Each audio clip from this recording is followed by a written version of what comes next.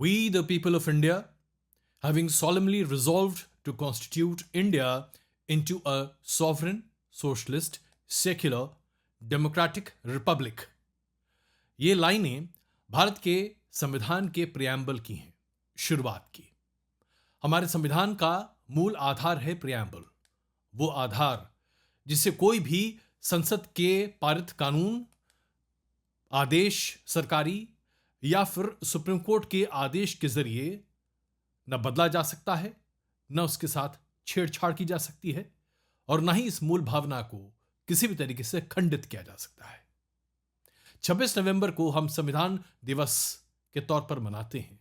75वें संविधान दिवस के उपलक्ष्य में संसद के जॉइंट सेशन को संबोधित करते हुए राष्ट्रपति मुर्मू और सत्ता और विपक्ष के सभी सांसदों ने संविधान के प्रियम्बल को उच्च ध्वनि में पढ़कर एक बार फिर संविधान में अपनी आस्था को प्रकट किया।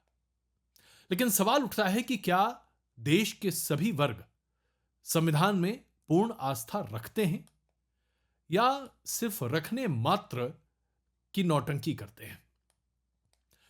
क्यों उठ रहा है यह सवाल? इसलिए क्योंकि बीते 10 सालों से विपक्ष ने हर मौके पर यह दावा किया है कि सरकार संविधान की धज्जियां उड़ा रही है। भीतर खाने से मोदी सरकार ऐसे कानून, प्रावधान या ऐसा कृत्य करती है जिसकी वजह से संविधान की कॉपी को चुनावी सभाओं में लहराकर विपक्ष यह दावा करता है कि सरकार और सुप्रीम कोर्ट की मिलीभगत की वजह से देश के संविधान पर कठोराघात किया जा रहा है और यह 10 साल से हो रहा है साहब। तो सबसे पहले संविधान के नए रखवाले, नए इन्वर्टेड कॉमा रखवालों की जरा पोल खोलते हैं। देश में आज तक सिर्फ एक बार भारतीय संविधान पर नकेल कसा गया, पाबंदियां लगाई गईं। 1975 से 1977 के बीच इमरजेंसी लगाया गया था। उस वक्त की प्रधानमंत्री इंदिरा गांधी थी और सरकार कांग्रेस पार्टी की थी। इलाहाबाद हाईकोर्ट ने इंदिरा गांधी की चुनावी जीत को पलटने का आदेश पारित किया। सत्ता में बने रहने के लिए कांग्रेस ने भारतीय नागरिकों के फंडामेंटल राइट्स से लेकर ह्यूमन राइट्स पर पाबंदी लगा दी। प्रेस की फ्रीडम को बाधित कर दिया, रोक दिया, पूरे प्रेस को घुटने टिका दिया। विपक्ष के नेताओं की गिरफ्तारी की। भारत के तमाम लोकतांत्रिक प्रक्रियाओं को न सिर्फ बंद किया बल्कि उसका पूर्ण तरीके से हनन किया। यह इमरजेंसी थी। किया किसने था? इंदिरा गांधी। गांधी परिवार ने इसके लिए बाद में माफी जरूर मांगी है, लेकिन इंदिरा गांधी और राजीव गांधी के मृत्यु के बाद जब कांग्रेस की जड़ें पूरी के तरीके से खोखले पड़ने लगी थी,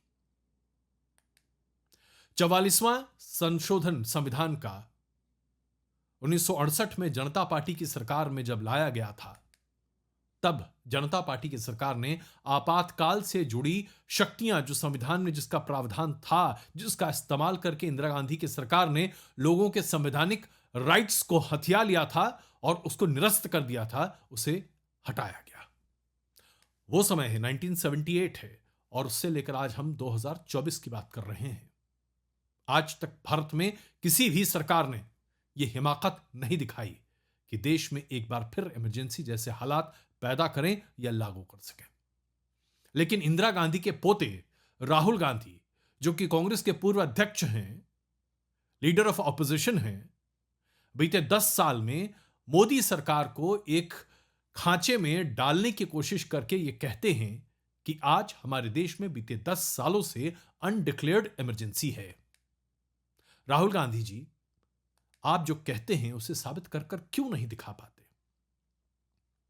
जिस तरह से चुनाव दर चुनाव आप अनडिक्लेयर्ड इमरजेंसी का हवाला देते हैं, संविधान की प्रतियां लहराते हैं, क्या इस अनडिक्लेयर्ड इमरजेंसी को हटाने के नाम पर आपको कहीं वोट मिला? किसी राज्य में कांग्रेस की सरकार इस दम पर बन पाई कि आज भारत में संवैधानिक अधिकारों का हनन हो रहा है और वो बीजेपी की अगुवाई की सरकार कर रही है? यदि जनता के बीच में संविधान को लेकर आपकी दलीलें खोखली साबित हो रही हैं, तो फिर आप क्या साबित कर पा रहे हैं अभी तक? फिर आप क्यों बार बार ये दुहाई दे रहे हैं? खुद आपके परिवार ने, आपकी दादी ने देश में इमरजेंसी लादा था, और आज आप संविधान को बचाने और बचाने वालों की फहरिस्त में शामिल होना चाहते हैं? जवाब है। आइए एक दूसरे मसले पर चर्चा करते हैं, और यह मसला कोर्ट के सामने था। सुप्रीम कोर्ट का फैसला सामने आया है। इंदिरा गांधी ने जब देश में इमरजेंसी जारी की थी और लागू कर रखा था, उस वक्त 1976 में प्रियम्बल का अमेंडमेंट किया गया। उसे 46th अमेंडमेंट के तौर पर भारत में जाना गया। इस 46th अमेंडमेंट के आधार पर दो शब्द जोड़े गए, सोशलिस्ट और सेक्युलर। चूंकि इमरजेंसी के दौरान यह 46th अमेंडमेंट हुआ था और प्रियम्बल में ये दो शब्द जोड़े गए थे, इसलिए इस पर कोर्ट में सवाल उठाए गए। लेकिन उस वक्त भी सुप्रीम कोर्ट ने इन तमाम सवालों को दरकिनार किया। गौर करने वाली बात यह है कि 1978 में जब जनता पार्टी की सरकार थी, तो उसने संविधान में संशोधन कर सोशलिस्ट और सेकुलर शब्द दोनों प्रियम्बल से नहीं हटाया। गौर करने वाली बात यह है कि उस वक्त जनता पार्टी की सरकार में भारतीय जनता पार्टी के धुरंधर नेता और पूर्व प्रधानमंत्री अटल बिहारी वाजपेयी शामिल थे, मंत्री थे। बीजेपी के हम मदर संगठन के तौर पर जनसंघ को जानते हैं, उस सरकार का जनसंघ हिस्सा थी। इसके बावजूद 48th अमेंडमेंट में जहां इमरजेंसी को लेकर कई प्रोविजंस को डाइल्यूट किया गया, वहां सोशलिस्ट और सेकुलर शब्द प्रियम्बल से नहीं हटाया गया। इसके बाद से 1998 से 2004 तक भारतीय जनता पार्टी की अगुवाई की सरकार रही, वाजपेयी सरकार रही। 2014 से लेकर अब तक मोदी सरकार है, बीजेपी की अगुवाई की सरकार है। इन दोनों सरकारों में से किसी ने भी संविधान में संशोधन कर यह पैरोकारी नहीं की कि सोशलिस्ट और सेकुलर शब्द हटाए जाएं। मार्क कीजिएगा इस बात को, दोनों सरकारों ने नहीं किया। हां, बीजेपी के कुछ ऐसे नेता हैं जो मुखर तरीके से कहते हैं कि इन शब्दों का शामिल नहीं होना चाहिए, खास करके सेकुलर शब्द प्रियम्बल में नहीं होना चाहिए, जैसे कि राजनाथ सिंह। कुछ और ऐसे बीजेपी के नेता हैं जो सार्वजनिक तौर पर कहते हैं कि प्रियम्बल से सोशलिस्ट और सेकुलर शब्द हटा दिया जाना चाहिए। लेकिन अभी इसी हफ्ते सुप्रीम कोर्ट का जो आदेश सामने आया है, उसने बीजेपी के ऐसे नेता और इस तरह की सोच रखने वाले तमाम लोगों के मुंह पर ताला जड़ दिया है। सुप्रीम कोर्ट ने अपने आदेश में कहा है कि सोशलिस्ट और सेकुलर शब्द का भाव वही है जो संविधान की मूल भावना है। संविधान की वो मूल भावना जो केशवानंद भारती केस में और उसके बाद बुमई जजमेंट में सुप्रीम कोर्ट ने बहाल रखने की बात कही थी। यानी कि सोशलिस्ट और सेक्युलर, ये दोनों शब्दों का भाव हमारे संविधान में 1949 से है, जिसे हमने 1950 में एडॉप्ट किया। 1976 में प्रियम्बल में इन दोनों शब्दों को शामिल किया गया। ये दोनों शब्द उसके पहले प्रियम्बल में नहीं लिखे गए थे, लेकिन उनका नहीं लिखा जाना संविधान की मूल भावना के ना तो विरुद्ध था और ना ही उनका लिखा जाना 1976 में संविधान की मूल भावना के खिलाफ। अब आखिरकार इन दोनों शब्दों का मतलब कोर्ट ने क्या बताया है? सोशलिस्ट का मतलब सरकार के लिए यह है कि भारत एक वेलफेयर स्टेट है, बिना किसी भेदभाव के हर नागरिक को जीने के समान अवसर प्रदान करने की जिम्मेदारी भारत सरकार की है।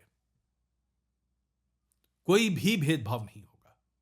यह सोशलिज्म और लेनिन वाली बात नहीं है जिसकी पैरोकारी कई लोग हमारे देश में करते रहते हैं। सुप्रीम कोर्ट ने इसे स्पष्ट किया है। सेकुलर शब्द को कैसे परिभाषित किया गया है? इसका मतलब सुप्रीम कोर्ट ने यह निकाला है कि कई हमारे संविधान के सेक्शंस और धाराएं हैं जिसमें स्पष्ट है कि भारत एक सेकुलर देश है। सेकुलर देश होने का मतलब किसी पंथ से अलग होने की बात नहीं है, किसी पंथ के पंथ प्रधान होने की आवश्यकता नहीं है, और ना ही किसी धार्मिक पंथ के अनुकरण करने की बात है, या यह भी नहीं है कि हम धर्म से बिल्कुल अलग हैं।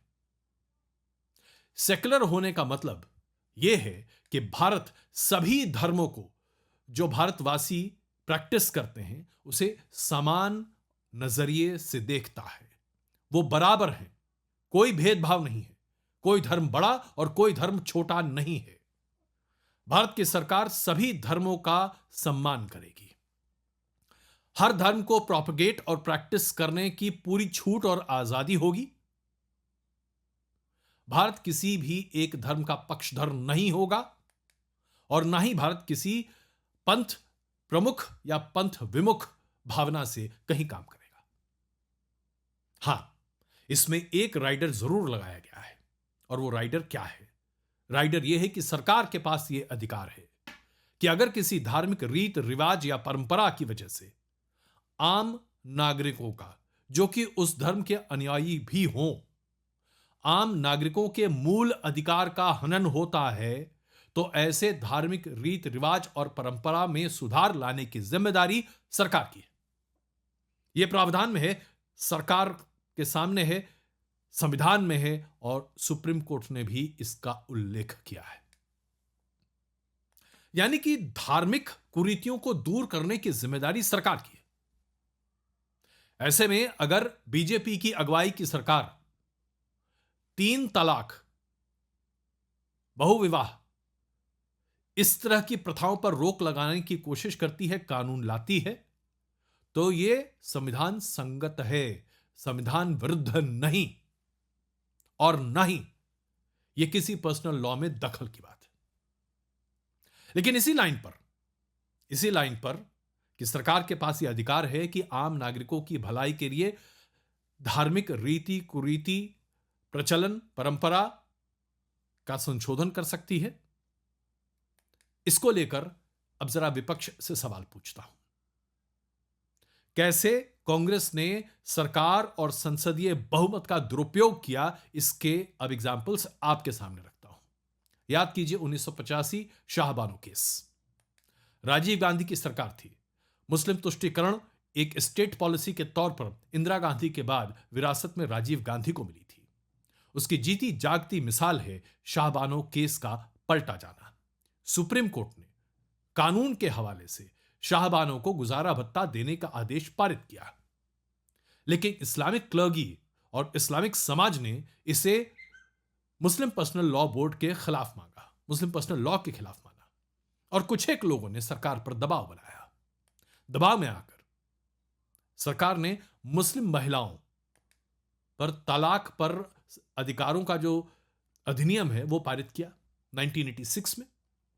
सुप्रीम कोर्ट के फैसले को पलट दिया कि आपको मुआवजा मिलेगा तलाक के बाद, और इसके लिए वही कानून होगा जो शरिया में लागू है। सोचिए कितना डेरोगेटरी और रेट्रोग्रेड स्टेप था ये। किसने लिया था? राजीव गांधी की सरकार ने, कांग्रेस की सरकार ने। संविधान के धारा 14 समानता का अधिकार और न्यायिक स्वतंत्रता का यह पूर्णतः उल्लंघन था। इसके बावजूद राजीव गांधी ने इस कानून को पारित करवाया और तुष्टीकरण को एक ऑफिशियल जामा दिया। लेकिन यह संविधान के रखवाले हैं। बाबरी मस्जिद विवाद 1992 से यह मामला कोर्ट्स में लंबित है। उसके पहले से भी 250 साल का पुराना इतिहास, ऐसा लोग बताते हैं। जवाहरलाल नेहरू ने बाबरी मस्जिद पर ताला जड़वा दिया था ताकि वहां पर जब तक कोर्ट का फैसला ना आए किसी तरह की कोई गतिविधि ना हो। मुस्लिम समाज के तुष्टीकरण की मिसाल अगर शाहबानो केस है, तो राजीव गांधी की सरकार ने ही सरकारी आदेश से प्रेरित होकर एक लोअर कोर्ट के आदेश पर बाबरी मस्जिद पर लगे ताले को खुलवा दिया। यह हिंदू तुष्टीकरण की एक मिसाल के तौर पर सामने रखा गया। आप जरा सोचिए कि 1992 में जब बाबरी मस्जिद विध्वंस की परिस्थितियां निर्मित हो रही थीं, उस वक्त कांग्रेस ने और कांग्रेस की अगुवाई की नरसिम्हा राव की सरकार ने क्या ठोस कदम उठाए कि मामला सुलझ जाए। हर कोई जानता है कि नरसिम्हा राव जो उस वक्त प्रधानमंत्री थे, उन्होंने अपने आप को अनुपलब्ध कर लिया था। तो क्या कांग्रेस की सरकार सेकुलर सरकार रही थी राजीव गांधी के समय या फिर नरसिम्हा राव के समय? धार्मिक मुद्दों पर सत्ता में रहने वाले लोगों ने हमेशा संवैधानिक परंपराओं को और संविधान की मूल भावना के साथ छेड़छाड़ करने की कोशिश की है, और यह अभी तक कांग्रेस की अगुवाई की सरकारों ने ही की है। यही पते की बात है। और आज वही कांग्रेसी दावा करते हैं कि संविधान खतरे में है। राजीव गांधी ने जिस तरह से संविधान की धज्जियां उड़ाई थी, उसके बाद भी उनकी छवि सेक्युलर बनी रही साहब। वो सेक्युलर रहे, दूसरे कम्युनल रहे। राजीव गांधी के बेटे राहुल गांधी कांग्रेस के अध्यक्ष रह चुके हैं। 2004 में जब मनमोहन सिंह की सरकार आई थी, उसी वक्त सांसद भी रहे। क्या राहुल गांधी ने कभी शाहबानो के फैसले को सुप्रीम कोर्ट के पलटे जाने पर अफसोस जाहिर किया? क्यों नहीं किया साहब? क्या आपको नहीं पता था कि आपके पिता की सरकार ने संविधान की धज्जियां, सेक्युलरिज्म की धज्जियां कैसे उड़ाई थी? चुनावी सभाओं में संविधान की कॉपियां लहराकर वोट तो आप मांगते हैं, लेकिन क्या संविधान और प्रियम्बल का सही अनुसरण करते हैं? एक और मिसाल देता हूं आपके सामने। आजकल राहुल गांधी, कांग्रेस और कई विपक्षी नेता कहते हैं कि जातीय आधार पर सब कुछ होना चाहिए, जिसकी जितने आबादी उसकी उतनी हिस्सेदारी।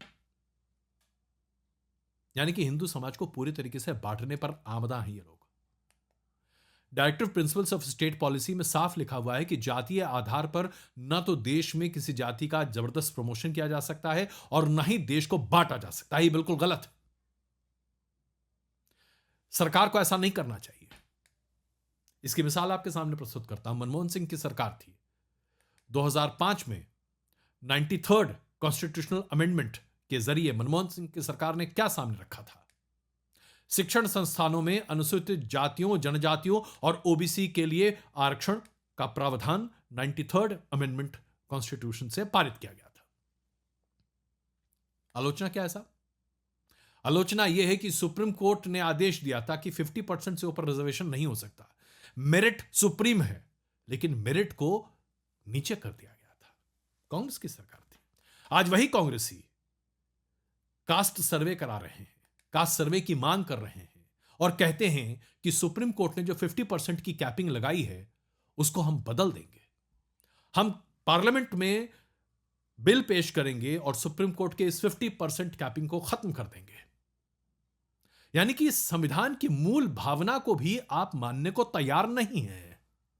आप आम लोगों के फंडामेंटल राइट्स को कुचलना चाहते हैं। इस देश में समान अवसर की बात कही गई है। सोशलिस्ट शब्द का यही मतलब है, समान अवसर। समान अवसर क्या आप लोगों को देने की बात करते हैं साहब? मेरिट को बढ़ावा देने की जितनी दलीलें आपने दी हैं, वो सारी दलीलें आज खोखली हैं। सुप्रीम कोर्ट के आदेश की धज्जियां आप खुद ही उड़ाना चाहते हैं। यानी कि आप तुष्टीकरण भी करें, जातीय राजनीति भी करें, आप सब कुछ करें, लेकिन आप जायज हैं, आप संविधान के रखवाले हैं। और आप यानी कि कांग्रेस पार्टी संविधान दिवस के दिन यह आरोप लगाते हैं कि देश के संविधान को मौजूदा सरकार कुचल रही है। लोकतांत्रिक मूल्य और संवैधानिक आदर्श धरातल में चले गए हैं। यह सब खत्म हो चुका है। इसमें कोई शक नहीं है कि राजनीतिक दल संविधान की व्याख्या अपने अपने हितों से हमेशा करते रहे हैं और करते रहेंगे। कांग्रेस के इतिहास ने प्रदर्शित कर दिया है कि संवैधानिक मूल्यों का पालन करना कांग्रेस के लिए मुश्किल ही नहीं बल्कि नामुमकिन है। सत्ता मिलते ही कांग्रेस हमेशा संविधान की धज्जियां उड़ाती है। लेकिन जरूरत क्या है? जरूरत आज इस बात की है कि संविधान को हम सिर्फ एक प्रतीकात्मक दस्तावेज के तौर पर न देखें, बल्कि उसके हर सिद्धांत को ईमानदारी और डिटर्मिनेशन के साथ लागू और पूरा करने की कोशिश करें।